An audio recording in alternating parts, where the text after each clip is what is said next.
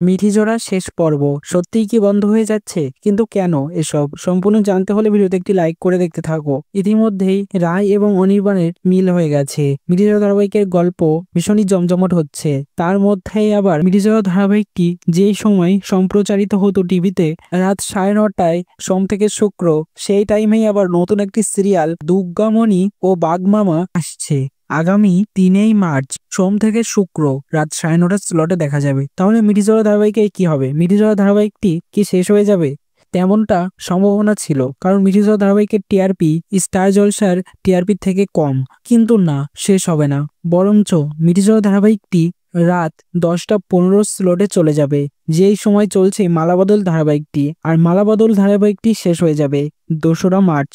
তবে মিঠিজোড়া ধারাবাহিকটিও শেষ হওয়ার চান্স রয়েছে, কারণ এই সিরিয়ালের টিআরপি আজ পর্যন্ত বাড়তে পারছে না, টিআরপি স্লট লিড করতে পারছে না, সেই জন্য শেষ করা হতে পারে ভবিষ্যতে। তো মিঠিজোড়া ধারাবাহিকটি শেষ হয়ে গেলে কে কে মিস করবে তাও অবশ্যই কমেন্টসে জানিয়ে এখনই সাবস্ক্রাইব করে নাও আমাদের ইউটিউব চ্যানেল। ধন্যবাদ সবাইকে।